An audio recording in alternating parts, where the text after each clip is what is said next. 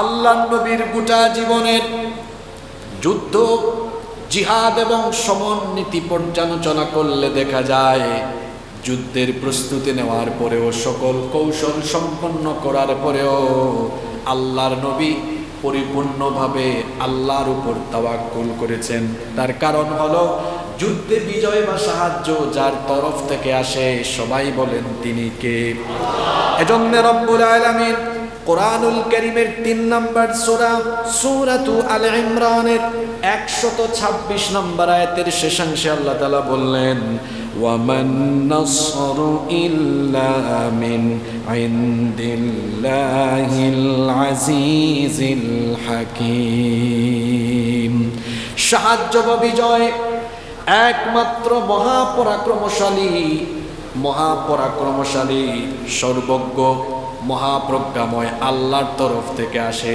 বলেন তো বিজয় দেওয়ার একমাত্র মালিক যিনি, তিনি কে? আল্লাহ যদি কাউকে বিজয় দিতে না চান, তারা যতই চেষ্টা করুক না কেন, তারা কি বিজয়ী হতে পারবে নাকি? এই জন্য আল্লাহর নবী যে কোনো যুদ্ধে সকল ধরনের প্রস্তুতি সম্পন্ন করার পরেও আল্লাহর নবী সারা রাত ইবাদত করেছেন, দোয়া করে করে আল্লাহর কাছে সাহায্য চেয়েছেন, তাওয়াক্কুল করেছেন আল্লাহর উপরে।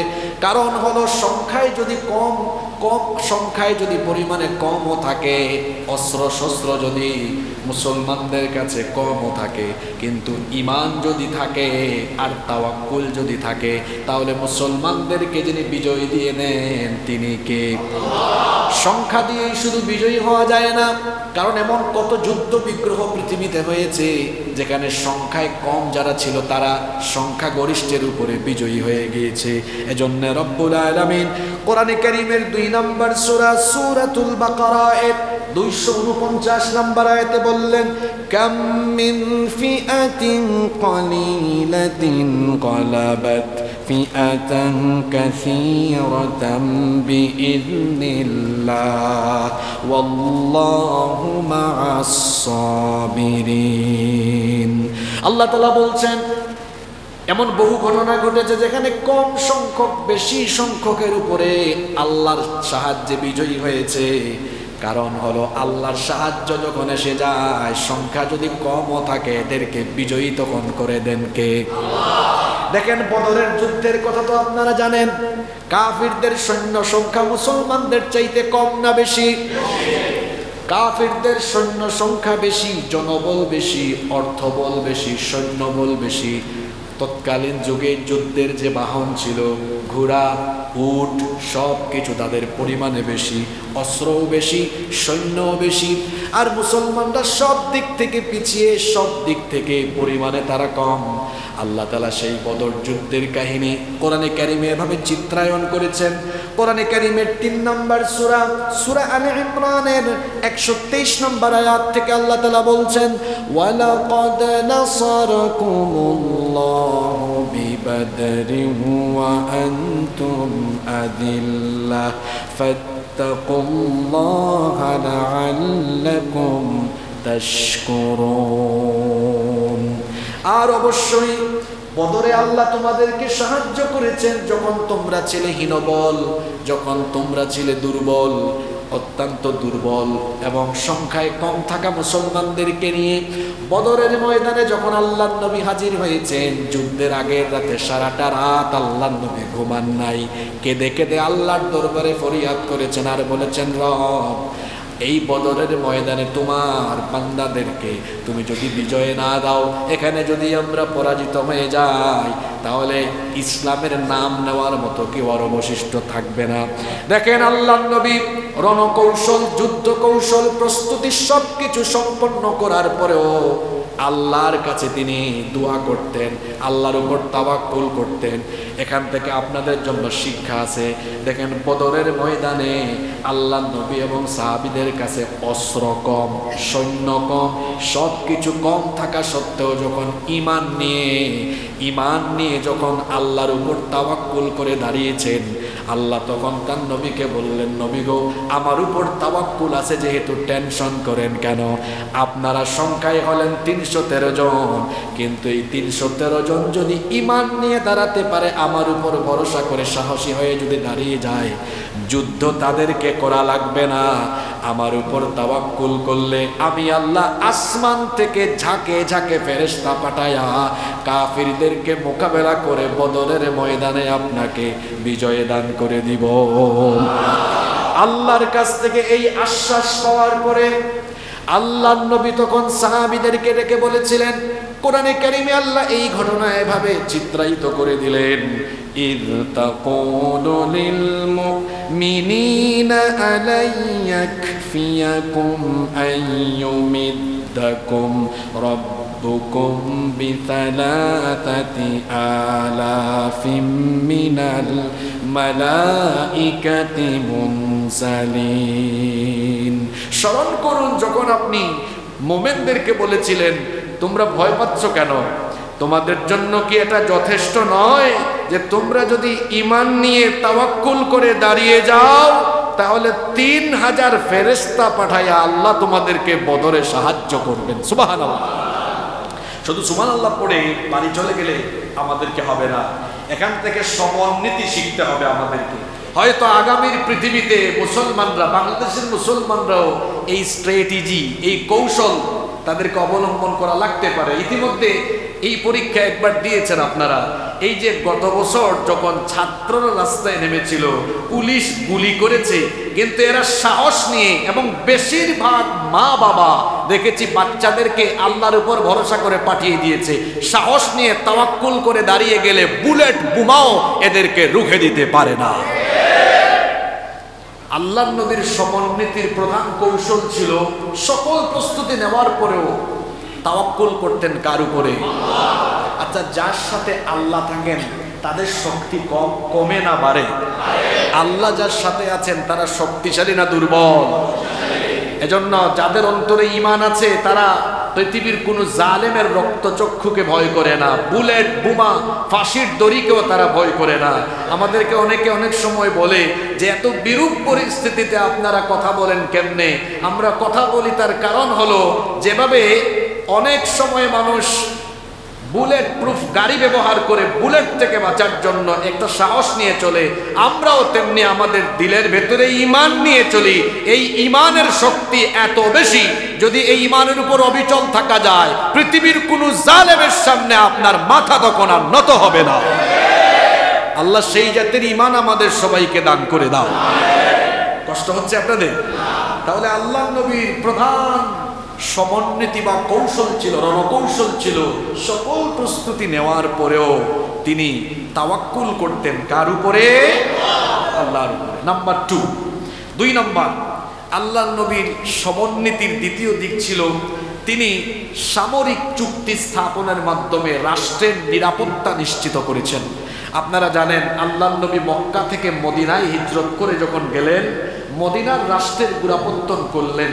আর মদিনায় তখন মৌলিকভাবে 3 জাতি বসবাস করত। কথা বুঝে থাকলে বলেন, আল্লাহ নবীর মদিনা রাষ্ট্রে কয় জাতি বাস করত? কোন 3 জাতি? 1 মুসলমান, 2 কিছু মুশরিক, 3 ইয়াহুদি গোত্র। কয় জাতি হইল? আল্লাহ নবী দেখলেন এই রাষ্ট্রকে, এই দেশকে বহিঃশত্রু থেকে প্রোটেকশনের জন্য একটা সামরিক চুক্তিতে সবাইকে আনা দরকার। এজন্য মদিনায় থাকা সকল গোত্রগুলোকে একটা সনদের ভিত্তিতে, মদিনা সনদের ভিত্তিতে চুক্তিবদ্ধ করলেন যে শোনো, ইহুদি হও, মুশরিক হও, মুসলমান হও, রাষ্ট্রের স্বার্থে, দেশের স্বার্থে সবাইকে এক থাকতে হবে। যখন কোনো অপশক্তি বা কোনো বিদ্রোহী সীমালঙ্ঘনকারী বা বহিঃশত্রু আমাদের এই মদিনাকে আক্রমণ করবে, তখন আমরা সবাই দেশের স্বার্থে এক হয়ে তাদের বিরুদ্ধে লড়াই করব। আল্লাহ নবী এরকম একটা সামরিক চুক্তি করলেন। এখান থেকে আমরা একটা শিক্ষা নিতে পারি, পৃথিবীতে আমরা যে 56-57টা মুসলিম দেশ আছি, আমরা সবাই মিলে যদি চুক্তি করি যে আমাদের একটা দেশের উপর আক্রমণ করলে আল্লাহ রসুলের তরিকা একটা দেশের উপর আক্রমণ করবে, বাকি 55-56টা দেশ এক হয়ে যাব। এই রকম যদি আমরা স্ট্র্যাটেজি কৌশল নিতে পারি, আমার তো মনে হয় মুসলমানদের বিরুদ্ধে কোনো ধরনের ষড়যন্ত্র করার সাহস দুনিয়াতে কেউ পাবে না। গত 2 দিন আগে পাকিস্তান আর সৌদি আরবের মধ্যে একটা সামরিক চুক্তি হয়েছে। এটা দেখার পরে আমার কাছে মনে হয়েছে এটা শুধু এই 2 দেশ না, সব মুসলিম রাষ্ট্রের মধ্যে যদি চুক্তি হতো এরকম যে আমাদের এক দেশের উপরে কেউ চোখ তুললে বাকি 56টা দেশ ঐক্যবদ্ধ হয়ে ওই কালো চক্ষুকে আমরা উপড়ে ফেলে দিব, এরকম ঐক্যবদ্ধ থাকলে আমাদের ফিলিস্তিনের মা বোনদের উপরে ইসরায়েলের অসভ্য বর্বর হায়েনারা, অসভ্য ইহুদিরা বোমা ফেলার সাহস করতে পারতো না। এখন আমরা কি মুহাম্মদুর রাসূলুল্লাহ সাল্লাল্লাহু আলাইহি ওয়াসাল্লামের রণকৌশল থেকে, সমন্বিতি থেকে সেই স্ট্র্যাটেজি, সেই কৌশল নিতে পেরেছি? দুর্ভাগ্য, মুসলমানরা এই কৌশল নিতে পারে নাই। যদি এটা থাকতো, এই যে আমাদের পাশের দেশ মাঝে মাঝে আমাদেরকে নিয়ে ঠেলাঠেলি করে না? তারা আমাদের প্রতিবেশীর মতো থাকলে আমাদের কোনো আপত্তি, কিন্তু প্রতিবেশী যদি প্রতিবেশী না হয়ে প্রভুগিরি দেখায় আর আমাদের চোখের সামনে আঙ্গুল তুলে, তাহলে আমরাও সেই আঙ্গুলকে বাঁকা করে দিতে জানি। আপনি প্রতিবেশীর মতো থাকেন, বন্ধুসুলভ আচরণ করেন, আমাদের কোনো আপত্তি নাই। কিন্তু আপনি দাদাগিরি প্রভুগিরি দেখাতে গেলে এখানে এটা চলবে না, এখানে এটা চলবে না। কারণ যারা আপনাদের সেবাদাস ছিল, গোলাম ছিল, তাদেরকেও মানুষ এই দেশে থাকতে দেয় নাই। এই দেশে আর সেই আগ্রাসন আর আধিপত্যবাদকে মাথা উঁচু করে দাঁড়াতে দেওয়া হবে। তাহলে আমরা আল্লাহর নবীর 2 নম্বর সমরনীতির দিক জানলাম। তিনি সামরিক চুক্তির ভিত্তিতে তার রাষ্ট্রের নিরাপত্তা নিশ্চিত করেছেন। এটা একজন সফল রাষ্ট্রনায়কের কাজ, যে আমার দেশের নিরাপত্তা হলো সবার আগে।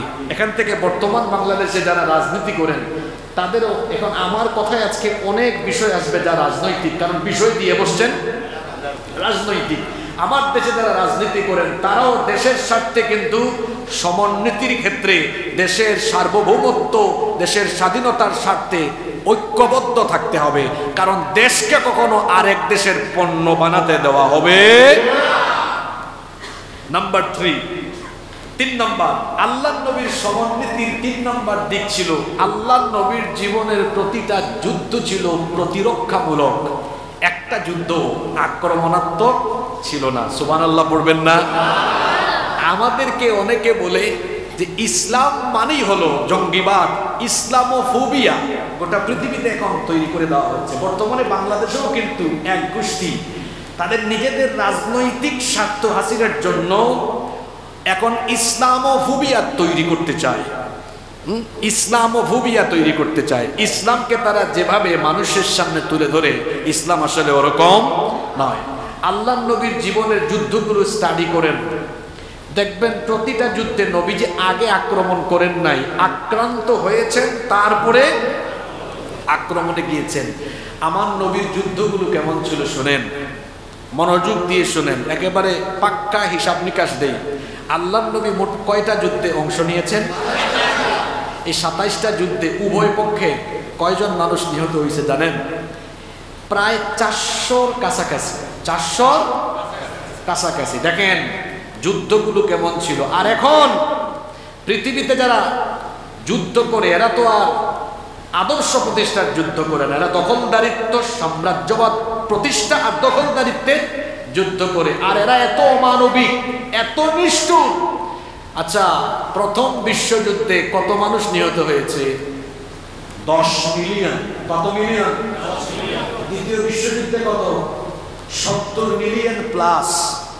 আর নবীজি তার সারা জীবনে 27টা যুদ্ধ করেছেন, উভয় পক্ষে মানুষ মারা গেছে কতজন? জোরে বলেন কতজন? তাহলে যারা বলে ইসলাম অমানবিক, এরা হলো দুনিয়াতে সবচেয়ে বড় অমানবিক। আর আল্লাহ নবীর সবগুলো যুদ্ধ স্টাডি করে দেখেন, একটা যুদ্ধ আক্রমণাত্মক নয়, সবগুলো ছিল কেমন? প্রতিরক্ষামূলক। আমাকে মারতে এসেছে, আমি মোকাবেলা করেছি। আচ্ছা, আপনাকে কেউ মারতে এসেছে, আপনি কি তখন হাত পা উঠে বসে থাকবেন নাকি? জোরে বলেন, বসে থাকবেন নাকি?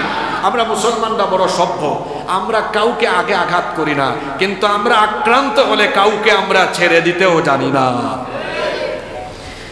আল্লাহ নবীর যুদ্ধগুলো স্টাডি করলে দেখা যায় সবগুলো ছিল প্রতিরক্ষামূলক এবং কতটা মানবিক নেতা ছিলেন মুহাম্মাদুর রাসূলুল্লাহ সাল্লাল্লাহু আলাইহি ওয়াসাল্লাম। শোনেন, আল্লাহ নবী যখনই যুদ্ধে যেতেন বা কোনো বাহিনী পাঠাতেন বলে দিতেন, খবরদার নিরপরাধ নারী, শিশু, বয়স্ক, অক্ষম, দুর্বলদেরকে আঘাত করবে না, গাছপালা, ফসলের মাঠ, প্রাণী হত্যা করবে না। সুবহানাল্লাহ। আপনি আল্লাহ নবীর যুদ্ধের সাথে বর্তমান দুনিয়ার যুদ্ধগুলা মিলান তো। বর্তমান পৃথিবীতে যুদ্ধ হলে শিশু, নারী কাউকে ছাড় দেওয়া হয়? দেখেন না, সব ইহুদিরা বোমা ফেলে ফেলে শিশুদেরকে মেরে ফেলে, নারীদেরকে মেরে ফেলে।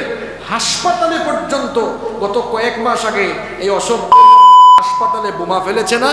কিন্তু আল্লাহ নবীর যুদ্ধনীতি দেখেন, সেনাবাহিনীকে আগেই বলে দিতেন, শোনো খবরদার কোনো উপাসনালয়ে হামলা করো না, নারীকে, শিশুকে, বয়স্ককে, দুর্বলকে হামলা করবে না, এমনকি পশু পাখি, গাছপালা এবং ফসলের মাঠে কোনো ধরনের ক্ষয়ক্ষতি চালানো যাবে না। এই ধরনের মানবিক মহান নেতা মুহাম্মদ সাল্লাল্লাহু আলাইহি ওয়াসাল্লাম ব্যতীত পৃথিবীতে আর কেউ আগেও আসে নাই, কিয়ামত পর্যন্ত আসবে না। আল্লাহু আকবার।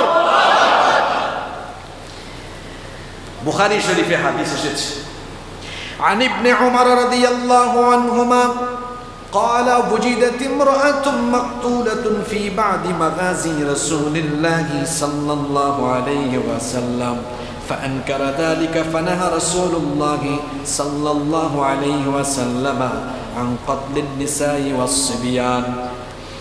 আব্দুল্লাহ ইবনে ওমর রাদিয়াল্লাহু আনহুমা এই হাদিসের বর্ণনাকারী সাহাবী, তিনি বলছেন আল্লাহ নবী এক যুদ্ধে জনৈক এক নারীর লাশ দেখতে পেলেন। দেখার পরে আল্লাহ নবী ঘটনাটার নিন্দা জানালেন। তারপরে সৈন্যবাহিনীকে বললেন, খবরদার যুদ্ধের মধ্যে কোনো নারী এবং শিশুকে হত্যা করা যাবে না, কোনো নারী আর শিশুকে হত্যা করা যাবে না। এটা নবীজির সমরনীতি, যুদ্ধনীতি। সুনানে আবু দাউদে আরেকটা হাদিস এসেছে, রিবাহ ইবনে রাবিআ হাদিসের বর্ণনাকারী, তিনি বলছেন, কুন্না মা'a রাসূলিল্লাহি সাল্লাল্লাহু আলাইহি ওয়াসাল্লাম ফি গাজওয়া, আমরা নবীজির সাথে একটি যুদ্ধে ছিলাম। ফারাআন নাসা মুজতামিঈনা আলা শাইইন, দেখলাম আমরা এক জায়গায় কিছু সংখ্যক মানুষ জমায়েত হয়ে গিয়েছে। ফাবাআতা রাজুলান, অতঃপর আল্লাহর নবী সেখানে একজনকে পাঠালেন, যাও তো দেখে আসো এই জায়গার মধ্যে এত মানুষ জমা হয়ে আছে কেন। فقال انظر على ما اجتمع هؤلاء فجاء فقال على امرأة قتيل, ওই লোক এসে বলল, গো আল্লাহর নবী, এখানে একজন নারীর লাশ পড়ে আছে, এখানে যুদ্ধক্ষেত্রে এই নারীকে হত্যা করা হয়েছে। তখন আরেকজন বলে উঠল, فقال ما كانت هذه لتقاتل, আল্লাহর নবী তখন বলেছিলেন, এই নারী তো যুদ্ধ করতে আসেনি, তাহলে কেন তাকে হত্যা করা হলো? قال وعلى المقدمة خالد بن الوليد, একজন বললেন, এই যুদ্ধের সামনে যিনি অগ্রসর হয়ে যুদ্ধ করছেন তিনি হলেন খালিদ ইবনুল ওয়ালিদ। খালিদ ইবনুল ওয়ালিদ হলেন পৃথিবীর একজন বিখ্যাত যোদ্ধা, পৃথিবীর একজন বিখ্যাত। দুইজন যোদ্ধা, তারা কখনো যুদ্ধে গিয়ে পরাজিত হন নাই, একজন মুসলিম আর একজন অমুসলিম। অমুসলিম যে, তার নাম হলো চেঙ্গিস খান, নাম শুনছেন আপনারা? মঙ্গোলিয়ান যোদ্ধা চেঙ্গিস খান, যে মঙ্গল সাম্রাজ্য প্রতিষ্ঠা করেছিল। আর আরেকজন হচ্ছেন খালিদ ইবনুল ওয়ালিদ। খালিদ ইবনুল ওয়ালিদের তরবারি যেভাবে যেদিকে গিয়েছে ইসলামের পতাকা সেই দিকে উড়েছে। সুবহানাল্লাহ।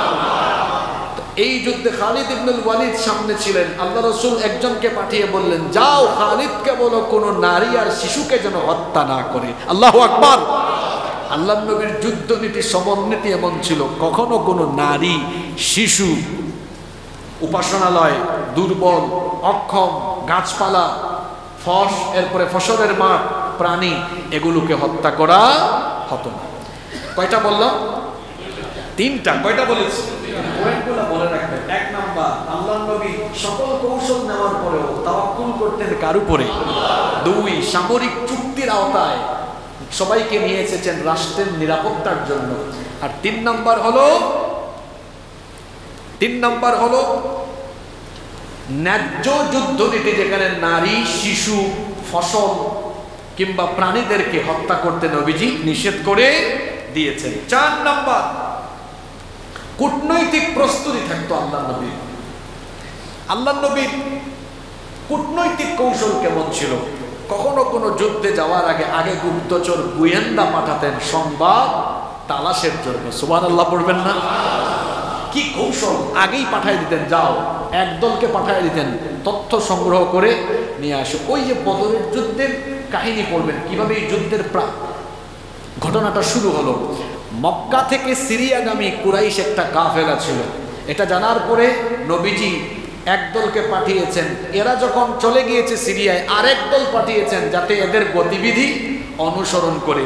এমনি করে আল্লাহর নবী আরো বিভিন্ন যুদ্ধে এভাবে তিনি গোয়েন্দা বাহিনী পাঠাতেন, যাতে শত্রুপক্ষের খবর পাওয়ার পরে যুদ্ধের পূর্ণাঙ্গ প্রস্তুতি নেওয়া যায়। নাম্বার 5 নম্বর, আল্লাহর নবী যুদ্ধক্ষেত্রে এমন কৌশল অবলম্বন করতেন যে শত্রুপক্ষ কৌশলের কাছেই হার মানত। এজন্য গবেষকগণ বলেন, যুদ্ধ হলো কৌশলের নাম। যে ভালো কৌশল করতে পারে সে যুদ্ধে বিজয়ী হতে পারে। আল্লাহর নবী প্রতিটা যুদ্ধে এমন কৌশল অবলম্বন করেছেন যে শত্রুপক্ষ বা বিরোধী পক্ষ নাস্তানাবুদ হয়েছে আল্লাহর নবীর কৌশলের কাছে। দেখেন বদরের যুদ্ধে নবীজি কৌশল করলেন কি? যখন বদরে গেলেন, সেখানে জায়গা সিলেক্ট করলেন একেবারে কুয়ার কাছাকাছি জায়গা। কিছু সাহাবীর পরামর্শে ওই কুয়ার পানি দিয়ে জলাধার বানালেন, যাতে করে কাফিররা পানি আনার জন্য এখানে আসলে গ্রেফতার করা যায়। 2 জনকে গ্রেফতার করা হলো। আর আল্লাহর নবীর কৌশল কেমন? 2 জনকে গ্রেফতার করার পরে জিজ্ঞাসাবাদে নিয়ে আসা হয়েছে। আল্লাহর নবী বললেন, হে বলো তো, তোমাদের বাহিনীতে প্রতিদিন কয়টা উট জবাই করা হয়?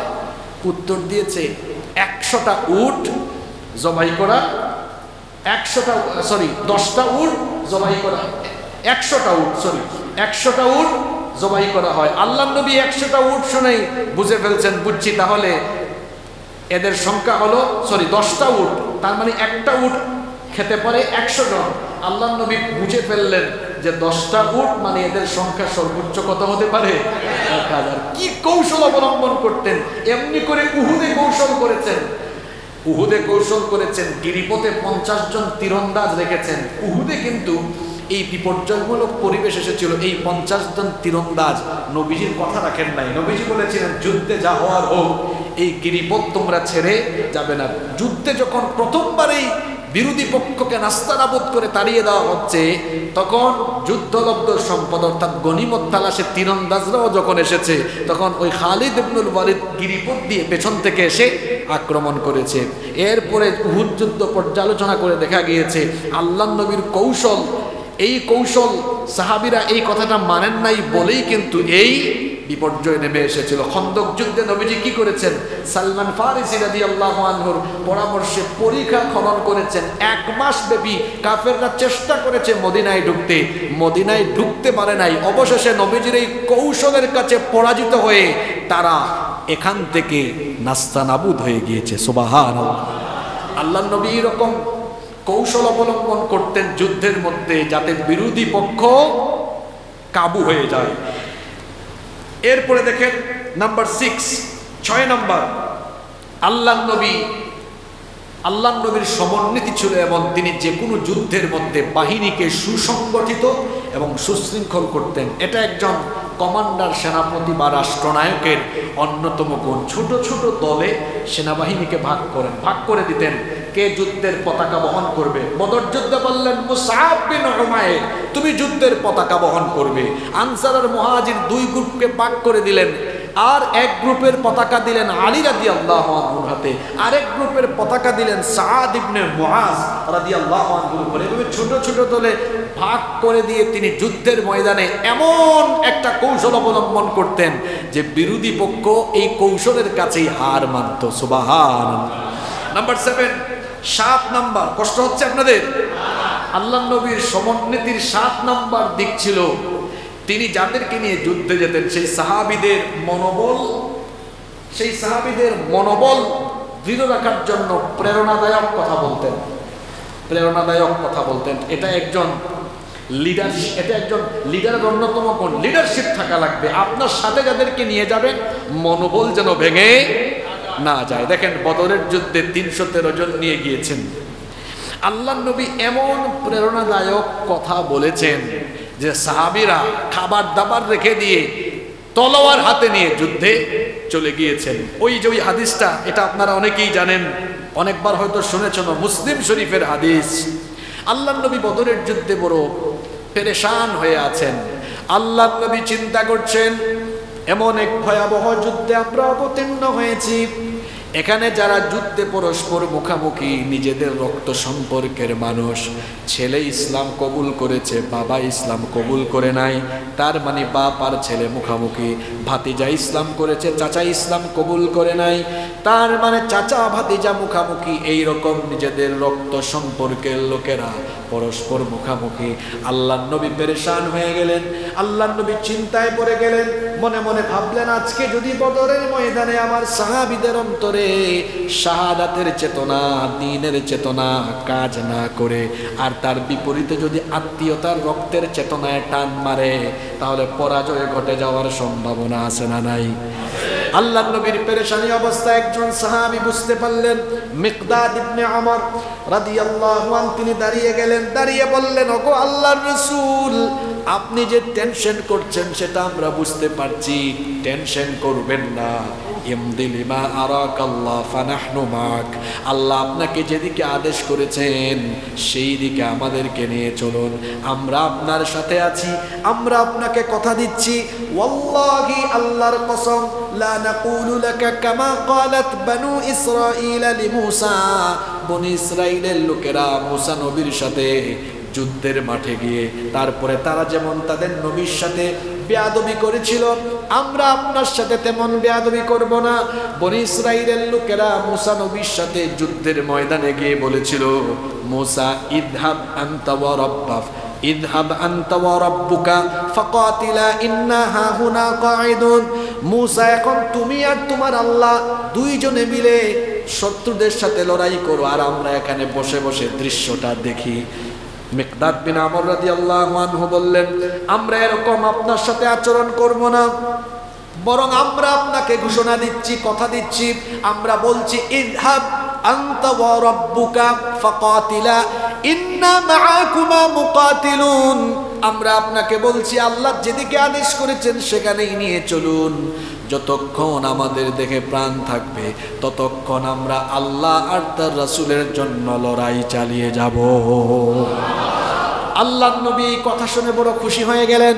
খুশি হয়ে আল্লাহর নবী বললেন, আচ্ছা তোমাদের মনোবাসনা যদি এই হয়ে থাকে, কুমু ইলা জান্নাতিন আরদুহা কাআরদিস সামাওয়াতি ওয়াল আরদ, তাহলে চলো যুদ্ধের ময়দানে নয়, চলো তোমরা সেই জান্নাতের দিকে, যেই জান্নাতকে আল্লাহ তাআলা তোমাদের মতো আল্লাহ পাগল, রসুল পাগল, দ্বীন পাগল, শাহাদা পাগল, শহীদ হওয়ার জন্য পাগল পারা সাহাবীদের জন্য যেই জান্নাতকে আল্লাহ তাআলা আসমান সমূহ আর জমিন যত বড় তার চাইতে আরো বিশাল করে যেই জান্নাত আল্লাহ বানিয়েছেন, চলো সেই জান্নাতের দিকে চলো। একজন যুবক সাহাবী, যুবক ভাইরা শুনেন, আনসারী সাহাবী, উনি নাম হলো উবাইর ইবনুল হুমাম। ওয়া কানা ইয়াকুলুত তামার, তিনি খেজুর খাচ্ছিলেন আর নবীজির বক্তৃতা এটা শুনছিলেন। দেখবেন অনেক জায়গায় পলিটিক্যাল পার্টির সমাবেশ হয়, তো নেতা বক্তব্য দেয় আর মাঠে অনেকে বাদাম খায়, আইসক্রিম খায় না? তো আল্লাহর নবী যখন এই প্রেরণাদায়ক বক্তব্য রাখছেন, এই যুবক সাহাবী উমাইর ইবনুল হুমাম আল আনসারী রাদিয়াল্লাহু আনহু, তিনি খেজুর খাচ্ছিলেন। এত সুন্দর, এত চমৎকার বক্তব্য শুনে বললেন, বাহ বাহ ইয়া রাসূলুল্লাহ। আরবি ভাষায় বিশুদ্ধ ফাসিহ আরবি যেমন আছে, তেমনি আল-লুগাতুল আম্মাহ বা আল-লুগাতুল মাহাল্লিয়া, মানে আঞ্চলিক আরবিও আছে। যেমন আমাদের বাংলাদেশে বইয়ের ভাষা একটা, যেটাকে আমরা বিশুদ্ধ বা প্রমিত বাংলা বলি, আর আঞ্চলিক ভাষা আরেকটা আছে না? চট্টগ্রামে, এখানে চট্টগ্রামের লোকজন আছেন না? চট্টগ্রামে গেলে বলবে বাজি কেন আসো, কম আসনি। আমার বাড়ি তো সিলেট, সিলেট গেলে আপনাকে জিজ্ঞেস করবে, ভাই সাহেব কিতা খবর, বালা আসেননি? আউকা বউকা খাউকা যাউকা। এরপরে আপনি বগুড়ায় গেলে, বগুড়ার লোকজন এখানে আছেন না? হ্যাঁ, ক্যাঙ্কা আসো, কেমন আছেন কি আপনারা কি বলেন? ক্যাঙ্কা আসো। এই যে ভাষা বাংলা, কিন্তু আঞ্চলিকতার কারণে ভিন্নতা আছে। আরবি ভাষায় আমরা বিশুদ্ধ আরবিতে বলি উনজুর, মানে এদিকে তাকাও। আর আরবরা অনেকে তাদের আঞ্চলিকতার কারণে তারা এটাকে বলে শুফ, মানে এদিকে তাকাও, দেখো এটা।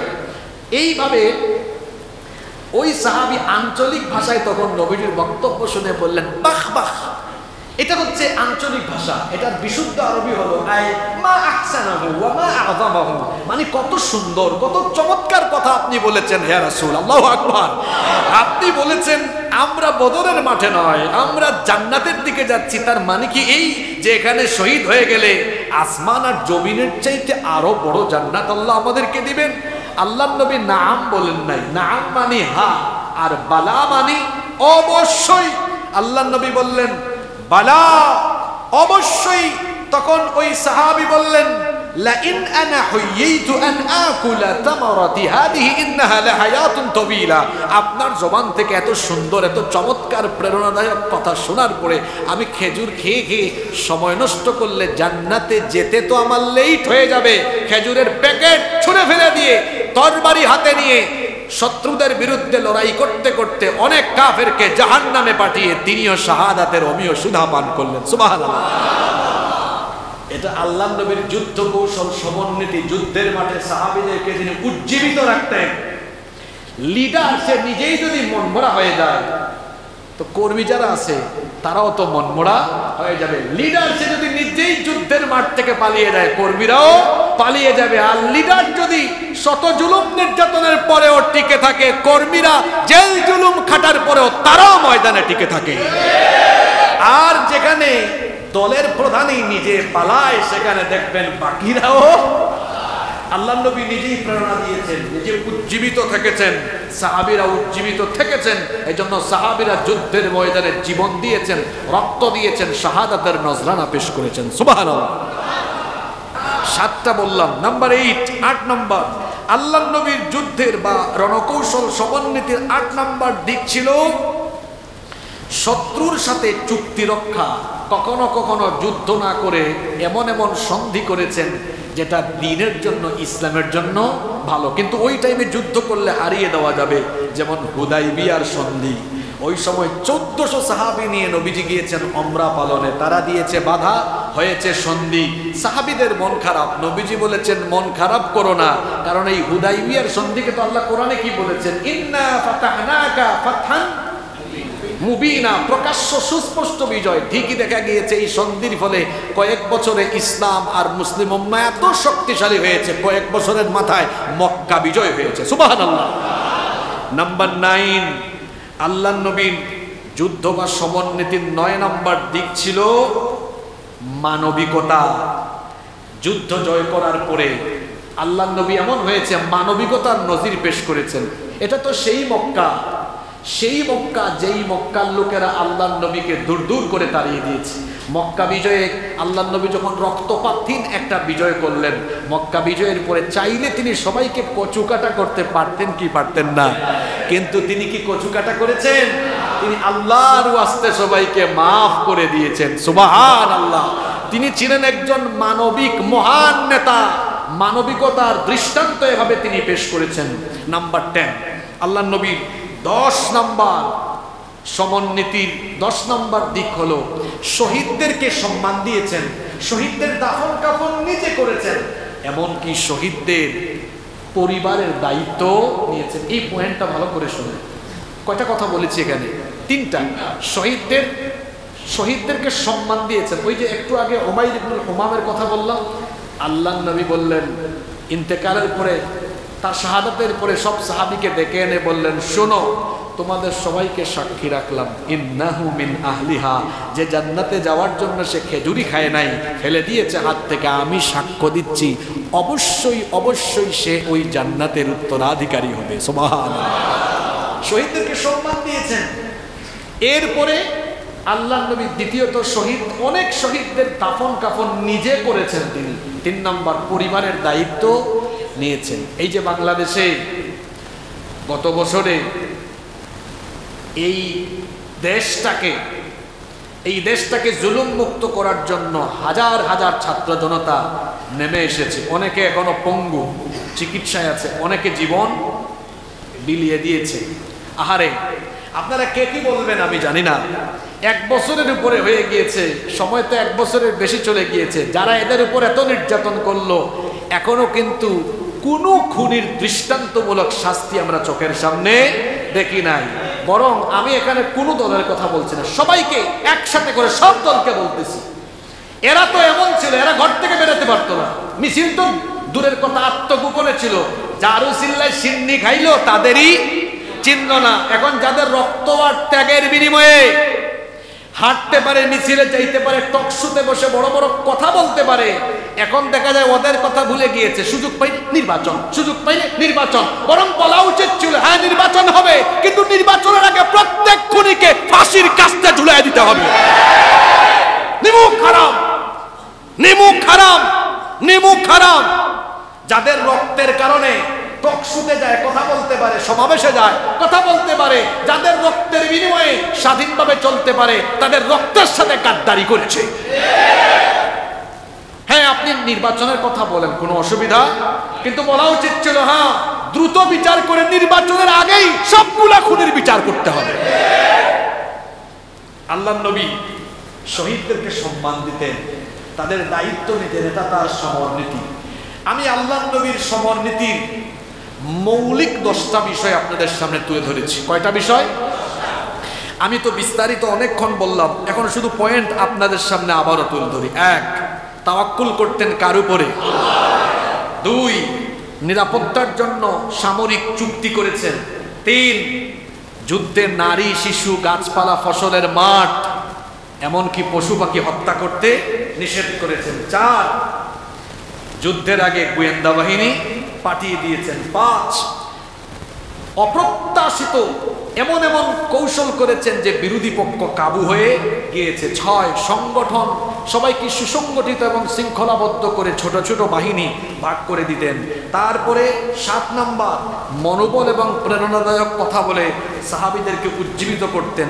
8, শত্রুর সাথে যুদ্ধ না করে চুক্তি করেছেন কখনো কখনো ইসলামের স্বার্থে, যেমন হুদাইবিয়ার সন্ধি। 9, ক্ষমাশীলতা এবং মানবিকতার নজির রেখেছেন, মক্কা বিজয়ে মাফ করে দিয়ে। 10 নম্বর, শহীদদের দাফন করেছেন, সম্মান দিয়েছেন, তাদের পরিবারের দায়িত্ব নিয়েছেন। মোট কয়টা পয়েন্ট বললাম?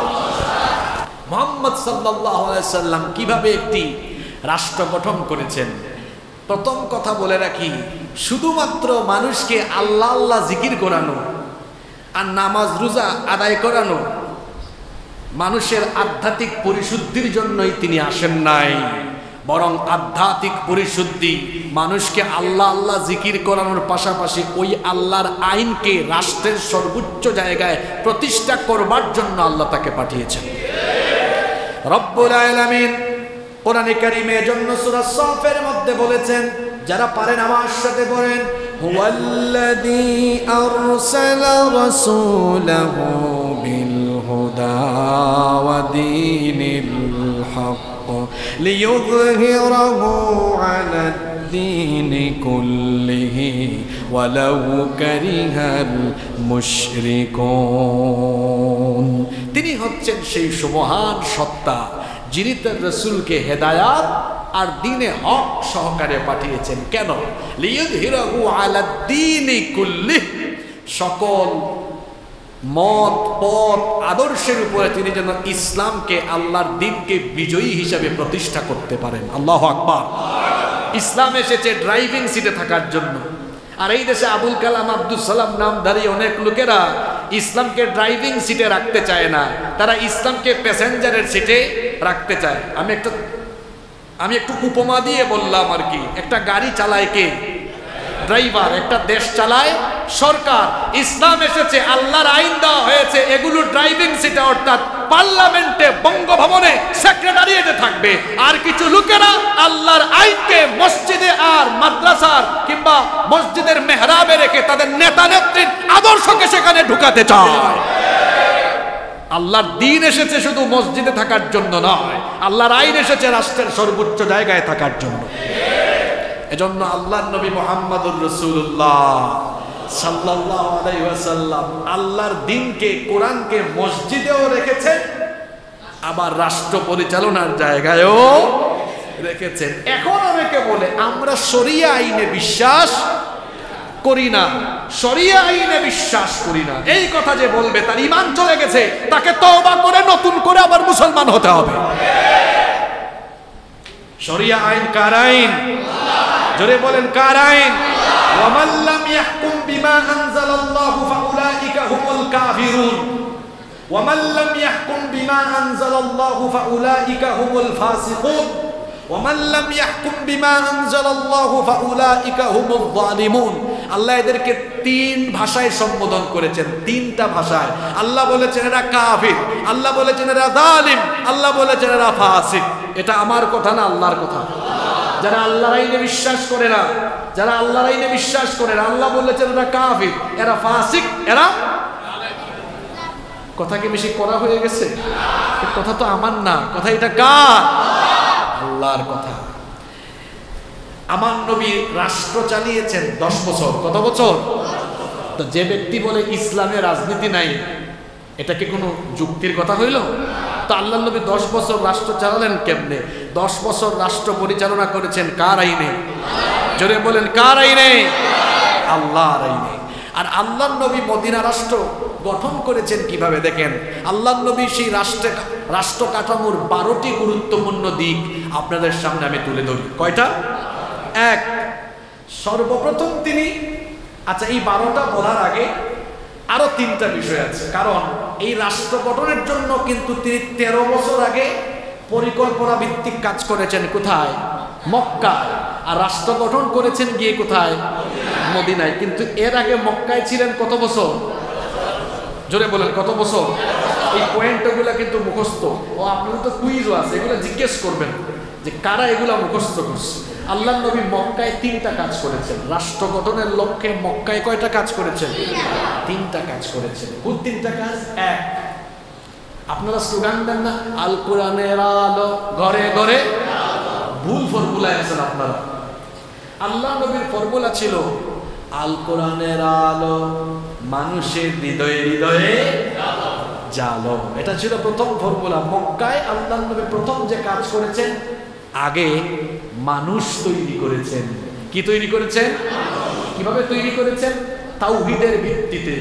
তাদেরকে তৈরি করেছেন ইবাদতের ভিত্তিতে, আধ্যাত্মিক উন্নয়ন করেছেন। এরপরে তারবিয়া, তালিম এর মাধ্যমে তাদের ঈমানকে মজবুত করেছেন। আল্লাহ নবী এভাবে আগে মানুষ তৈরি করেছেন। আচ্ছা, একটা রাষ্ট্র আমি গঠন করব, আমি একটা বিপ্লব করব, আগে কি এই বিপ্লবের জন্য আমার মানুষ গঠন করা দরকার আছে না? এজন্য আল্লাহ নবী 1 নম্বর ফর্মুলা নিয়েছেন। আগে কি তৈরি করেছেন? মানুষ। প্রথমে যারা ঈমান এনেছেন, আল্লাহ নবী এদেরকে এনে ওই যে মনে আছে দারুল আরকাম, দারুল, ওখানে গোপনে গোপনে তালিম তারবিয়াত হতো, প্রশিক্ষণ দেওয়া হতো। প্রশিক্ষণ মানে আবার যুদ্ধের প্রশিক্ষণ না, প্রশিক্ষণ মানে হচ্ছে তালিম তারবিয়া, দ্বীন শেখানো হতো। বিশেষ করে বেশিরভাগ মুফাসসিরিনে কেরাম বলেছেন প্রাথমিক পর্যায়ে যারা ইসলাম কবুল করেছেন সেই সকল মুসলমানদেরকে ঈমান মজবুতকরণের লক্ষ্যে আগের যুগের ঈমানদারদের অনেক ঘটনা নবীজি শোনাতেন। যেমন একটা হাদিস আমার মনে পড়ে গেল। একবার খাব্বাব ইবনুল আরত রাদিয়াল্লাহু আনহু মক্কায় যখন কঠিন জুলুম চলছে, নবীজির কাছে অভিযোগ করতে এসেছে। এমন জুলুম মরুভূমির তপ্ত অগ্নিতপ্ত বালির উপরে ফেলে ঈমানদারদেরকে প্রহার করা হতো, কাউকে কাউকে আবার জ্বলন্ত কয়লার উপরে চিৎ করে শুইয়ে দিয়ে বুকের উপরে পাথর চাপা দিয়ে রাখা হতো। মক্কার ডানে বামে সামনে পিছনে চতুর্দিকে যখন মুসলিম মুসলমানদের আহাজারি আর্তনাদে আকাশ বাতাস প্রকম্পিত হয়ে উঠেছে, বুখারী শরীফে হাদিস এসেছে, হযরতে খাব্বাব ইবনুল আরাত রাদিয়াল্লাহু আনহু নবীজির দরবারে একদিন আসলেন। তিনি বলছেন, শাকাউনা ইলা রাসূলিল্লাহি সাল্লাল্লাহু আলাইহি ওয়াসাল্লাম ওয়া হুয়া মুতাওয়াসসিদুন বুরদাতাল লাহু ফি যিল্লিল কাবা। আল্লাহর নবীর কাছে আমরা অভিযোগ নিয়ে গেলাম। আল্লাহর নবী তখন কাবা শরীফের ছায়ায় আরাম ফরমাচ্ছিলেন, কাবা শরীফের ছায়ার মধ্যে বিশ্রাম নিচ্ছিলেন। আমরা গিয়ে নবীজিকে বললাম, আলা তাস্তানসিরু লানা আলা তাদউ লানা ইয়া রাসূলুল্লাহ, ওগো আল্লাহর রাসূল, আপনি কি আমাদের জন্য আল্লাহর দরবারে একটু সাহায্য করবেন না, একটু সাহায্য চাইবেন না? আপনি কি আমাদের জন্য আল্লাহর দরবারে একটু দোয়া করবেন না? আমরা তো মার খেতে খেতে শেষ হয়ে গেলাম। আল্লাহর নবী উঠে বসলেন, এরপরে বললেন, قد كان من قبلكم, ও খাব্বাব, তুমি কি জানো নাকি আমাদের পূর্ববর্তী ঈমানদারেরা ঈমান এনে ঈমানের উপরে থাকার কারণে দিন বিরোধীরা তাদের সাথে কেমন আচরণ করেছিল? শোনো, ইউখাদুর রাজুলু, সেই সকল ঈমানদারদেরকে ধরা হতো, গ্রেফতার করা হতো, ফায়ুহফারু লাহু ফিল আরদ, তারপরে তাদের জন্য জমিনে গর্ত খনন করা হতো, ফায়ুজালু ফিহা, তারপরে গর্তের ভেতরে সেই ঈমানদারদেরকে ঢুকিয়ে দেওয়া হতো। সুম্মা ইউতা বিল মিনশাদ, এরপরে করাত আনা হতো, ফায়ুদাউ আলা রাসিহি, তারপরে সেই করাত এদের মাথার উপরে রাখা হতো। এরপরে বলা হতো, হয় ঈমান ছাড়ো নইলে জীবনের মায়া ছাড়ো। এই ঈমানদাররা তখন বলতো, কাদেরকে ভয় দেখাও, আমরা জীবনের মায়া করে ঈমান ছাড়বো না, আমাদের থেকে জীবন কেড়ে নিতে পারবা, ঈমান কেড়ে নিতে পারবা না। আল্লাহু আকবার। আল্লাহর নবী বলেছেন, খাব্বাব রে শুনো, এমন জুলুম, এমন নির্যাতন, ফায়ুদাউ আলা রাসিহি, করাত মাথার উপরে রেখে তারা যখন বলতো, এরা ঈমানের উপরে থাকার ফলে ফায়ুজানু নিসফাইন, মুহূর্তের মধ্যে জীবিত মানুষটাকে করাত চালিয়ে এই জালিমের দল দুই টুকরা করে দিত। শুধু তাই নয়, ওয়ায়ুমশাতু বিআমশাতিল হাদিদ, এতটুকুতেই তাদের জুলুম সীমাবদ্ধ ছিল না, বরং তারা লোহার চিরুনি আনতো। লোহার চিরুনি এনে মা দুনা লাহমিহি ওয়া আযমিহি, লোহার চিরুনি দিয়ে শরীরটাকে আঁচড়িয়ে হাড্ডি আর মাংসকে তারা আলাদা করে দিত। খাব্বাব রে শোনো, এত জুলুমের পরে, এত নির্যাতনের পরেও মা ইয়াসুদ্দুহু যালিকা আন দীনি, এই মজলুম লোকদেরকে, এই মুমিনদেরকে আল্লাহর দ্বীনের রাস্তা থেকে একটুও জালিমরা সরাতে পারে না। আল্লাহর নবী বললেন, খাব্বাব, আমি কসম করে তোমাকে বলছি, ওয়াল্লাহি, আল্লাহর কসম, লা ইউতাম্মান্নাল্লাহু হাদাল আমর হাত্তা ইয়াসিরা আর-রাকিবু মিন সানআ ইলা হাদারামাউত। আল্লাহর কসম, ধৈর্য ধরো, এই জুলুম নির্যাতনে অপেক্ষা করো, সবর করো, একটা সময় শীঘ্রই আসতেছে। ইয়ামেনের রাজধানী সানা থেকে একটা সময় আসবে যখন সানা থেকে হাদারামাউত পর্যন্ত নারীরা নির্বিঘ্নে চলবে, কেউ ভয় পাবে না। অর্থাৎ এমন একটা সময় আসতেছে, আল্লাহর দ্বীন কায়েম হবে। অন্ধকার রাত শেষ হলে যেমন ভোরের আলো উদ্ভাসিত হয়, গর্ভবতী নারীর প্রসব বেদনা বাড়লে যেমন সন্তান হওয়ার সম্ভাবনা বাড়ে, তেমনি জুলুম বাড়তে বাড়তে বাড়তে বাড়তে এক সময় এই মজলুমরা বিজয়ী হয়ে আল্লাহর দ্বীনের পতাকাকে উড়িয়ে দেয়। সুবহানাল্লাহ। এই বাংলাদেশে খুব শীঘ্রই আপনারা দেখবেন এই জুলুম, নির্যাতন, ষড়যন্ত্র, চক্রান্ত, অপবাদ সবকিছুর পরে এই বাংলাদেশে ইসলাম কায়েম হবেই হবে ইনশাআল্লাহ। আপনাদের বিশ্বাস হয়? তবে আগে মানুষ তৈরি করতে হবে। কি তৈরি করতে হবে? এটা কার ফর্মুলা? না, এটা রাসূলের ফর্মুলা। কার ফর্মুলা? আগে কিছু উন্মাদ, কিছু দিন পাগল, উন্মাদ দিন পাগল বানিয়েছেন, যারা রক্ত জীবন সব দিয়ে দিবে আল্লাহর দ্বীনের জন্য। এই মসজিদে আমরা যারা বসেছি, আমরাও যখন দিন পাগল, আল্লাহ পাগল, রাসূল পাগল হব, আর এই পাগলামিতেই যখন থাকবো যে আমরা আল্লাহর আইন ছাড়া কারো আইন চাই না, দেখবেন পার্লামেন্ট পর্যন্ত ইসলামের পতাকা উড়ে যাবে। কি তৈরি করতে হয়? মানুষ তৈরি করতে হয়। খালি মিছিল দিলে হবে না, man to man, man to man, individually দাওয়াত পৌঁছায় দিতে হবে। আর স্লোগান মারতে হবে এখন থেকে, আল কোরআনের আলো। কি বলছেন? হ্যাঁ, আল কোরআনের আলো মানুষের হৃদয়ে হৃদয়ে জ্বালায় দিব আমরা ইনশাআল্লাহ। তাহলে নবীজি ইসলামী রাষ্ট্র গঠনের জন্য মক্কায় করছেন কয় কাজ, আর মদিনায় করছেন 12টা। মক্কায় করছেন কয়টা?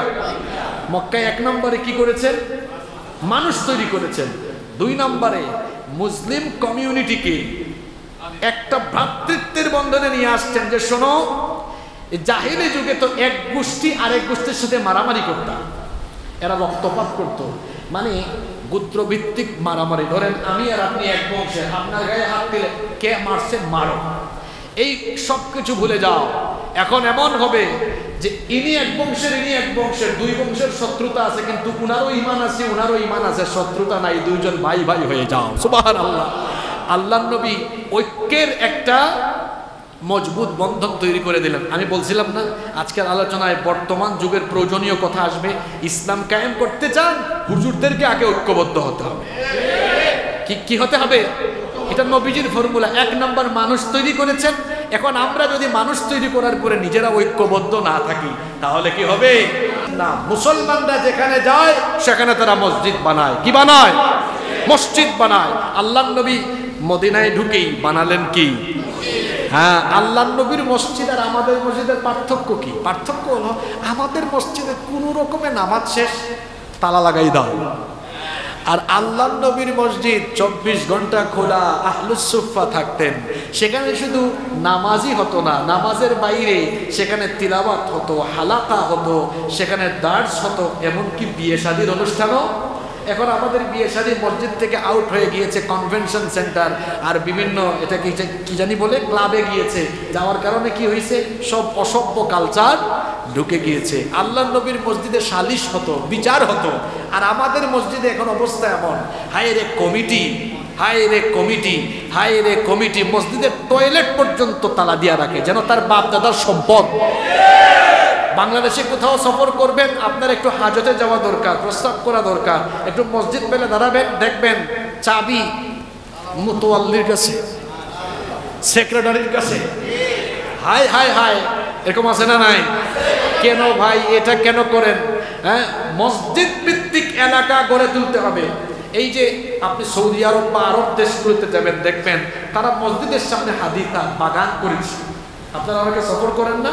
দুবাইয়ে, আরব আমিরাতে, কাতারে, সৌদিতে দেখবেন গেলে সেখানে মসজিদের সামনে হাদিকা আছে, খেলার মাঠ আছে, বাগান আছে, বাচ্চারা খেলতেছে। আর আমাদের মসজিদে যদি বাচ্চারা এসে আশেপাশে খেলাধুলা করে, তো চাচাকেও দেখলে ধমকা, এরকম আছে না নাই? আমার একটা ছোট্ট মেয়ে আছে, আমি 3-4 দিন আগে সৌদি আরব থেকে আসলাম, তো এবার তাকেও নিয়ে গিয়েছিলাম মসজিদে হারামে, মসজিদে রাজিতে, আরো বাইরে কয়েকটা মসজিদে। সে বিস্কিট ফেলে, তারপরে বাচ্চাদের কাজ যা এটা সেটা ফেলে, কিন্তু আমি দেখলাম সে যত ফেলে, যে দেখে আরবরা আরো এসে আদর করে, আরো কিছু হাতে দিয়ে যায়, আর যত ফেলে তারা তত বেশি পরিষ্কার করে, ধমকায় না, তারা আদর করে বাচ্চাদেরকে। বাচ্চারা মসজিদে আসলে আদর করবেন, আদর পেলে ওই বাচ্চা মসজিদে আরো বেশি আসতে চাইবে। ও দুষ্টামি করবে, করুক না, কয়েক সপ্তাহ কয়েক মাস দুষ্টামি করার পরে দেখবেন এই ছেলেটা আরো কয়েক বছর পরে আর মুসল্লি কাতারে নাই, একদম এখানে চলে আসবে। ঠিক আছে না? বাচ্চাদেরকে আমরা আদর করবো, রাজি আছেন তো? মসজিদ ভিত্তিক সমাজ গঠন করতে হবে। এই যে আপনাদের এই মসজিদ আছে, এখানে শুধু নামাজ নয়, এই যে সিরাতুন নবীর আয়োজন হয়েছে, পাশাপাশি মাঝে মাঝে আপনারা বিভিন্ন ধরনের সমাজ সেবামূলক কার্যক্রম সব এখানে। আপনাদের মসজিদে আছে কিনা জানি না, অনেক জায়গায় দেখছি মসজিদের দুনিয়াবি কথা বলা। কোথায় পেয়েছেন এটা? মসজিদেই তো দুনিয়াবি কথা বলবে, কারণ মসজিদ কি আখিরাতে ঢুকে গেছে নাকি? মসজিদ আছে কোথায়? তা আপনাদের এখানে নাই, আলহামদুলিল্লাহ। অনেক জায়গায় আছে, কয় দুনিয়াবি কথা বলা। তো কি কথা বলবে এখানে? দুনিয়ায় কেমনে ভালো পথে চলবে, এই কথাগুলো তো মসজিদ থেকেই বের হয়ে আসার কথা। আল্লাহর নবীর রাষ্ট্র গঠনের প্রথম দিকটা ছিল মসজিদ ভিত্তিক সমাজ গঠন করেছেন। 2, সবাইকে ভ্রাতৃত্বের বন্ধনে, উহুওয়াত, ভ্রাতৃত্বের বন্ধনে আবদ্ধ করেছেন।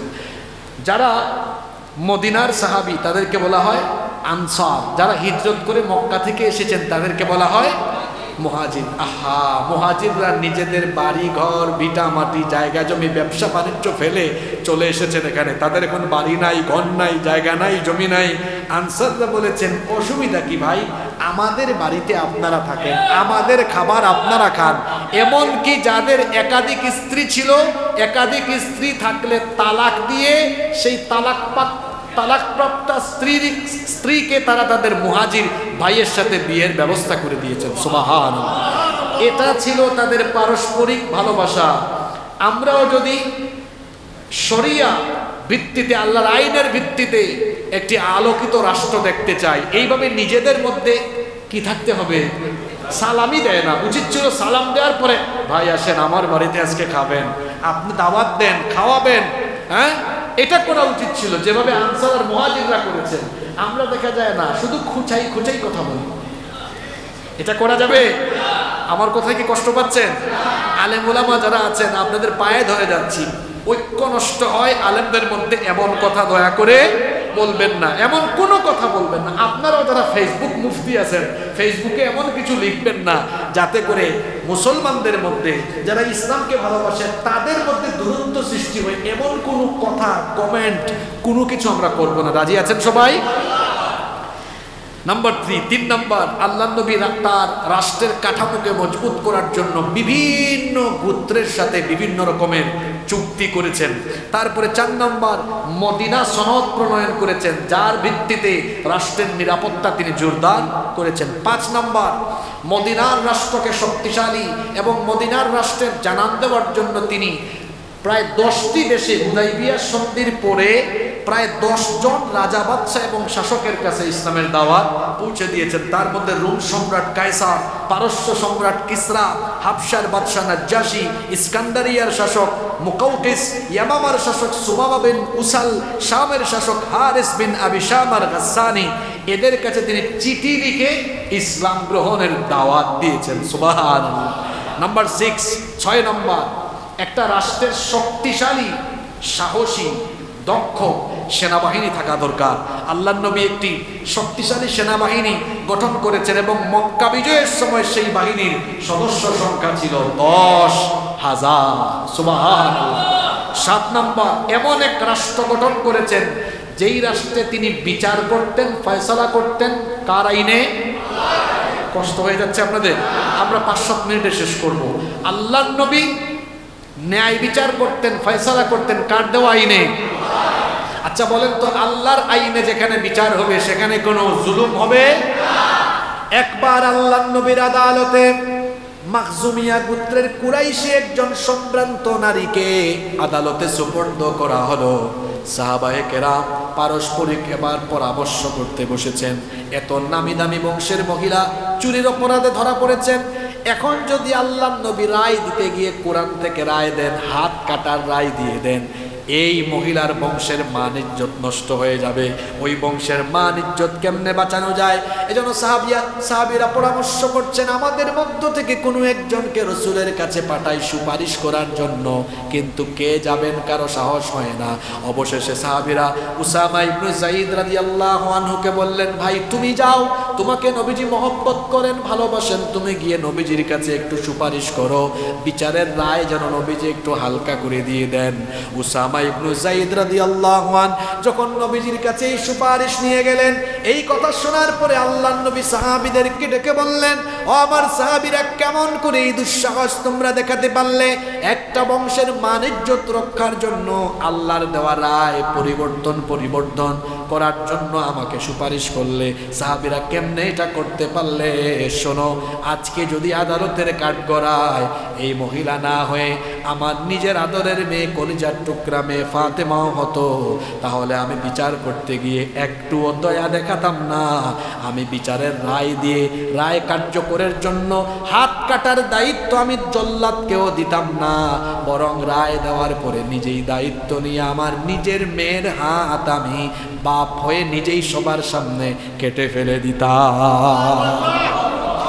সম্মানিত ভাইয়েরা, আল্লাহর নবী ন্যায় বিচার প্রতিষ্ঠা করেছেন। এই দেশে এত অপরাধ হচ্ছে, এই অপরাধ 54 বছর হয়েছে দেশ স্বাধীন হয়েছে, আপনাদের দেশের মানুষের তৈরি করা আইন দিয়ে তো দেশ চালাইতেছেন আপনারা।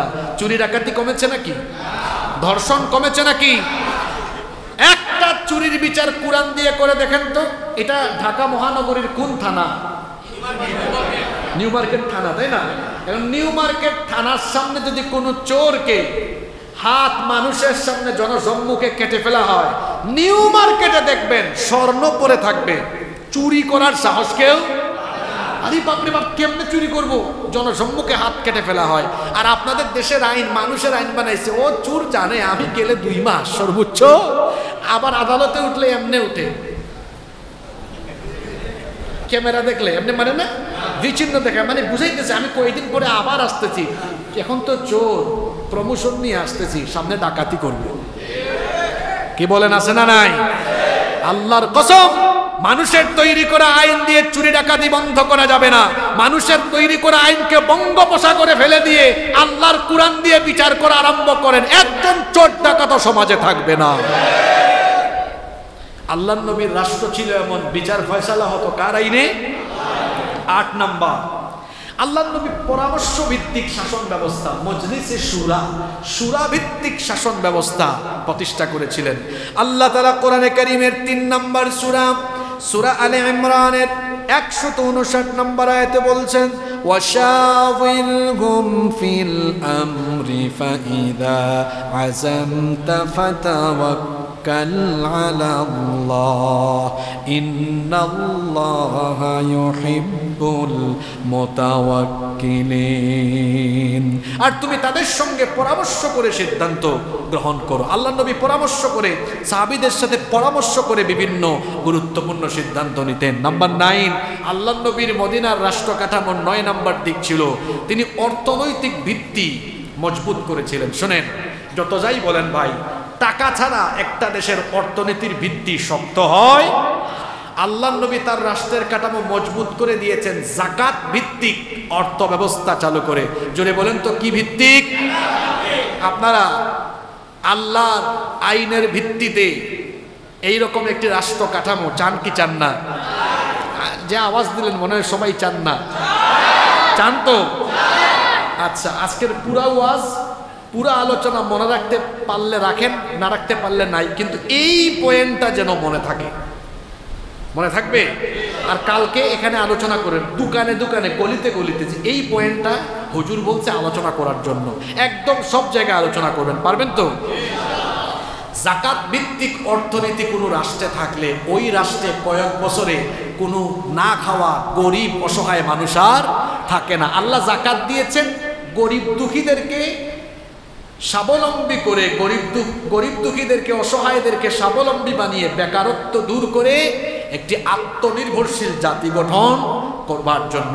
আপনাদেরকে উদাহরণ দিই যে রাষ্ট্রীয়ভাবে যাকাত কার্যকর হয়ে গেলে কিরকম ফলাফল আমরা পাবো। মনে করেন আমরা এই চারজন আমাদের বাৎসরিক যাকাত আসছে 2 লক্ষ টাকা, 4 জনের টাকা এক জায়গায় করে কত হইল? এখন এই 2 লক্ষ টাকা আমরা যদি 500 করে দেই, সর্বমোট 400 মানুষকে দিতে পারবো। কয়শো মানুষকে? কিন্তু বলেন তো, আমাদের 4 জনের এই যাকাতের টাকা 2 লক্ষ টাকা 400 মানুষকে 500 করে বন্টন করে দিলে এই লোকগুলা কি ধনী হয়ে যাবে?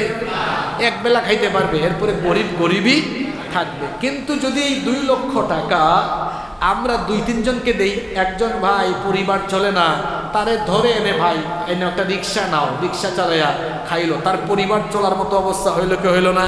একজন বিধবা নারী, তাকে একটা সেলাই মেশিন কিনে দিলাম, আরেকজনের কিছু টাকা আছে, আরো কিছু টাকা হইলে বিদেশ যেতে পারবে, দিয়ে দিলাম ব্যবস্থা করে। তো 2 লক্ষ টাকা 400 জনকে দিলে লাভ, নাকি 2 লক্ষ টাকা 2-3 জনকে দিলে ভালো? কারণ এই 2-3 জনের আগামীতে যাকাত খাবে না। এবার আসেন, আমরা তো 4 জনের কথা বললাম, যদি এই দেশে আল্লাহর দ্বীন প্রতিষ্ঠা হয়, আল্লাহ যেন করে দেন, বলেন আমিন, তাহলে একটা মন্ত্রণালয় থাকবে। এই মন্ত্রণালয়ের নাম হলো যাকাত মন্ত্রণালয়। কি মন্ত্রণালয়? এই যাকাত মন্ত্রণালয়ের অধীনে সকল মুসলমানদের যাকাত কালেকশন হবে, মানে যাদের উপর যাকাত ফরজ শুধু তাদের। সরকারের কাছে সবার সম্পদের হিসাব থাকবে।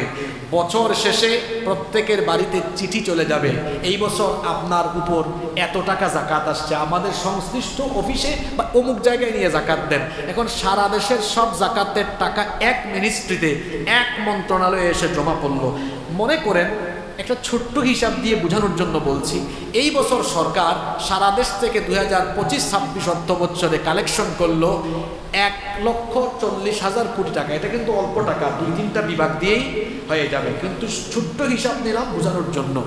1,40,000 কোটি টাকা মানে সহজ কথায় 140,000 কোটি টাকা।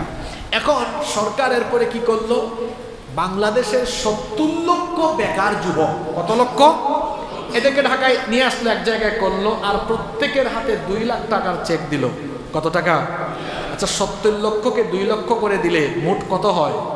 140,000 কোটি টাকা। তারপরে বললো, শোনো তোমরা তো বেকার, যাও এটা দিয়ে কেউ হালের বলদ কিনো, দিনাজপুর বাড়ির বলদ কিনে চাষাবাদ করো, যাও কেউ কুটির শিল্প করো, হাঁসের খামার করো, মুরগির খামার করো, রিক্সা চালাও, ভ্যান চালাও, টঙের দোকান দাও, মানে যারে যেটা দেওয়া যায়। এরপরে সরকার বললেন, তোমারে যেটা দিয়েছি তুমি এটা দিয়ে কর্মসংস্থান করছো কিনা প্রতিটা উপজেলায় আমার অডিট অফিসার গিয়ে আবার অডিট করবে। এই ফর্মুলায় দেখেন তো জাকাতের টাকা সারা দেশ থেকে উত্তোলন করে এক বছরে কত লক্ষ যুবকের কর্মসংস্থান করা গেল? জোরে বলেন, কত লক্ষ? এখন এক বছরে যদি 70 লক্ষ হয়, তাহলে আপনারা আমাকে বলেন তো 10 বছর যদি এভাবে চলতে থাকে, 10 বছর পরে বাংলাদেশে কি একজন গরিবও থাকবে নাকি? 71 সালে দেশ স্বাধীন হওয়ার পর থেকে আজকে 2025, 54টা বছর ধরে রাজনীতির নামে মানুষের সামনে বক্তৃতা দেয় বিভিন্ন জন, বলে আমরা ক্ষমতায় গেলে দারিদ্রতা মুক্ত, ক্ষুধা মুক্ত বাংলাদেশ বানাবো, কারো ক্ষুধা থাকবে না। ক্ষমতায় যাওয়ার পর দেখা যায় 5-10 বছরে তার নিজের পেটের ক্ষুধাই মরে না।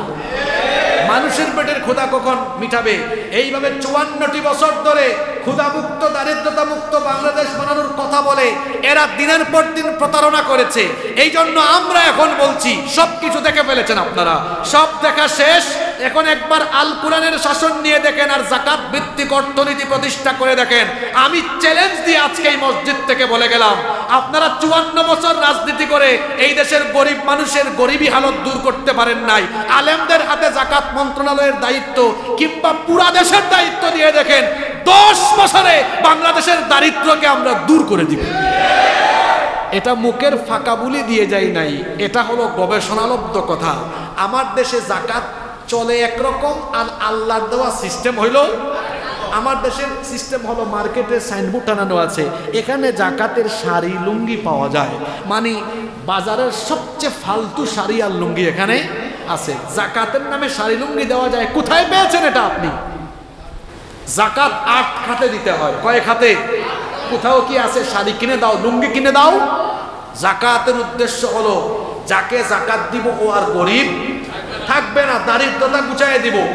আর আমার দেশে মানুষ জাকাত না বুঝার জন্য দায়ী হলাম আমরা, কারণ আমরা মানুষকে এই কনসেপ্টটা ক্লিয়ার করতে পারি নাই। আমরা মানুষকে উপদেশ দিই, ভাই নামাজ রোজা ঠিক মতো করো, অথচ আল্লাহ কোরআনে যেখানে নামাজের কথা বলেছেন সেখানে রোজার কথা না, সেখানে জাকাতের কথা। আল্লাহ নবী তার মদিনার রাষ্ট্রের ভিত্তিকে মজবুত করেছেন জাকাত ভিত্তিক অর্থনীতি প্রতিষ্ঠার মাধ্যমে। কষ্ট হয়ে যাচ্ছে আপনাদের, তাই না? আমরাও শেষ পর্যায়ে চলে আসছি। কয়টা বললাম? 8, 9টা, 10। সংখ্যালঘুদের অধিকার মানে অমুসলিমদের অধিকার প্রতিষ্ঠা করেছেন নবীজি। বলেছেন, আমার রাষ্ট্রে, মদিনার রাষ্ট্রে অমুসলিমদের কোনো উপাস্যকে গালি দেওয়া, কারো ধর্মীয় উপাসনালয়ে হামলা চালানো, যে সংখ্যালঘুদের উপরে জুলুম করবে নবীজি বলেছেন কিয়ামতে আমি তার বিরুদ্ধে দাঁড়িয়ে যাব। আল্লাহু আকবার। এই বক্তব্য ইউটিউবে যারা পরবর্তীতে শুনবেন, আমাদের হিন্দু, বৌদ্ধ, খ্রিস্টান বা সংখ্যালঘু ভাই বোনেরা, আপনাদেরকে বলি, বিভিন্ন সময় এই দেশের মুসলমান নামধারী কিছু লোকেরা তাদের নিজেদের সাথে ইসলামের বিরুদ্ধে বদনাম ছড়ায়, যে মৌলবাদীরা আমাদেরকে কি বলে, তারা নিজেরা আমাদেরকে মৌলবাদী বানিয়ে তারা নিজেরা আগাবাদী হয়ে বসে আছে। তারা কি বাদী? আমরা মৌলবাদী শুনলে আমরা কিন্তু মন খারাপ করি না, তার কারণ হলো মৌলবাদী শব্দের অর্থ হলো মূলবাদী। আমরা তো মূলবাদী, আমরা কোরআন হাদিস আল্লাহ রাসূল সবই মানি। আমাদেরকে যারা মূলবাদী বলে তারা গাছের আগায় উঠে বসে আছে। এখন শক্তি বেশি গুড়ার না আগার? তারা ভালো করে জানে আমরা শক্তিশালী, সেই স্বীকৃতি এর জন্য তারা আমাদেরকে দেয়। তো আমি অমুসলিম ভাই বোনদেরকে বলছি, তারা বলে যে হুজুররা, মোল্লারা কিংবা ইসলাম কায়েম হয়ে গেলে তোমাদের বিপদ আছে। আমরা আমাদের অমুসলিম ভাই বোনদেরকে বলবো, এই সব অপপ্রচার আপনারা বিশ্বাস করবেন না। কারণ হলো, যদি এই দেশে ইসলাম কায়েম হয়ে যায়, আল্লাহ যেন করে দেন, বলেন আমিন, সবচেয়ে বেশি নিরাপদে আপনারা থাকবেন অমুসলিমরা। কারণ হলো, মায়ের কোলে শিশু যেমন নিরাপদ, তেমনি ইসলামী রাষ্ট্রে মুসলমানদের কাছে অমুসলিমরাও তেমন নিরাপদ। আপনারা আপনাদের ধর্ম পালন করবেন, নিজেদের মতো চলবেন, নাগরিক সুবিধা পাবেন, আপনাদেরকে কেউ কিছু বলার কোনো সাহস পাবে। কারণ আল্লাহ তো কোরআনেই বলেছেন, লাকুম দীনুকুম। আমাদের দেশে রাবেয়া বসরি ছিলেন, উনি একবার পার্লামেন্টে বলেছিলেন, লাকুম দীনুকুম ওয়ালিয়া দিন, ধর্ম যার যার উৎসব সমান। কি তাফসীর চিন্তা করেছেন? লাকুম দীনুকুম ওয়ালিয়া দিন মানে কি? তোমার ধর্ম তোমার, আমার দিন, আপনাদের ধর্ম আপনারা পালন করবেন, এতে কোনো আপত্তি। নাম্বার 11 নাম্বার, আল্লাহর নবী যুদ্ধনীতি এবং আন্তর্জাতিক সম্পর্ক স্থাপন করেছেন যাতে করে রাষ্ট্রের ভিত্তি আরো মজবুত হয়। যুদ্ধনীতি তো আগে বলেই ফেলেছি, এই জন্য এই পয়েন্ট আমি বলবো না। সর্বশেষ একেবারে গুরুত্বপূর্ণ পয়েন্টটা আজকে আমি লাস্টে রেখেছি। আল্লাহর নবী তার রাষ্ট্রে, যেটা আমাদের দেশেও বলা হয়, বিশেষ করে মিডিয়ায় বলে যে ইসলাম কায়েম হয়ে গেলে নারীদের কি হবে, নারীদের কি হবে।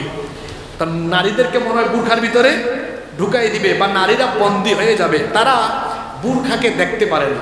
তা আমি এটাকে এইভাবে বলি, শেয়াল, একটা ঘটনা আমার মনে পড়ছে, বলবো। একবার এক শেয়াল মুরগির খামারের চারপাশে এসে মুরগিদেরকে বলতেছে, আরে তোদেরকে দেখে আমার বড় মায়া হয়। তো মুরগি বলতেছে, মামু আপনারা তো দয়া মায়া কেন আমাদের জন্য? দেখোস না আমি কত স্বাধীন, আমি ঘুরে বেড়াই, আর তোদের মালিক এত খারাপ, তোদেরকে নেটের ভিতরে এখানে বন্দি করে রেখেছে, তোদের জন্য খুব মায়া লাগে আমার। তখন কয়েকটা মুরগি বলে, মামু আপনার কথা ভালো, কিন্তু মতলব, আমাদের মালিক যদি আপনার মতো আমাদেরকে স্বাধীনভাবে ছেড়ে দিত, আপনি কি আর আমাদের সাথে কথা বলতেন? এতক্ষণে খাইয়া সাবার করে ফেলতেন। শিয়াল যেমন মুরগির স্বাধীনতা চায়, তেমনি লুচ্চা আর বদমাশরা নারী স্বাধীনতার নামে নারীদেরকে উলঙ্গ করে চোখের সামনে রাখতে চায়। এরা নারী অধিকারের নামে নারীর ইজ্জত লুণ্ঠন করতে যেন, দেখেন না, নারীকে পণ্য বানিয়েছে, 5 স্টার হোটেলে রিসেপশনে বসিয়েছে, কল সেন্টারে কল করবেন, হেল্পলাইনে কল রিসিভ করে বেশিরভাগ কারা? নারীকে তারা পণ্য বানিয়েছে। ইসলাম প্রতিষ্ঠা হলে নারীর মর্যাদা বাড়বে, কেউ নারীকে ধর্ষণ করার সুযোগ পাবে না, বেইজ্জত করার সুযোগ পাবে না। বাংলাদেশ স্বাধীন হয়েছে 54 বছর। কত বছর? দেখি তো আপনারা দেশ নিয়ে কেমন পড়াশোনা করেন, বলেন দেখি। এই 54 বছরের মধ্যে দেশ পুরুষ চালাইছে বেশি না মহিলা চালাইছে বেশি? একটু হিসাব নিকাশ করে বলেন তো, মহিলা চালাইছে কত বছর? আপনাদের কাছে হিসাব নাই না, আমার কাছে আছে। 30 বছর। 30 আমি কারণ নাম নিলাম না। 2 বেটি কি করছে দেখেন, একজন 2 টার্মে 10 বছর, একজন 2 টার্মে, আরেকজন 2 টার্মে মাশাআল্লাহ 20 বছর, একবার 5 আরেকবার তো 20 আর 10 কত হয়েছে? বলেন না কেন, কথা বলেন না কেন? আমরা পিছিয়ে আছি না পুরুষ মানুষ?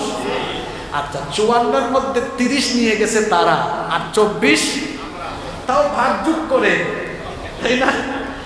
আচ্ছা, এখন এই 54 বছরের মধ্যে 30 বছর ক্ষমতা বেশি চালাইছে কারা? নারীরা। এমনকি এত ক্ষমতা, প্রধানমন্ত্রী নারী, বিরোধী দলীয় নেত্রীও, স্পিকারও নারী, স্বরাষ্ট্রমন্ত্রী নারী, শিক্ষামন্ত্রী, এত গুরুত্বপূর্ণ পদে নারীরা থাকার পরেও, তারা ক্ষমতায় থেকেও দেশে কি নারীদেরকে ধর্ষণ করা হয় নাই? জোরে বলেন, হয় নাই?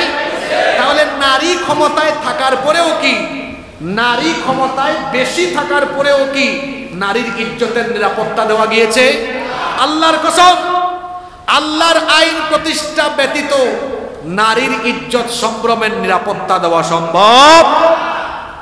নারী ক্ষমতায় নারীকে ধর্ষণ করা হয়েছে। আর সবচেয়ে বড় অবাক লাগে কি জানেন?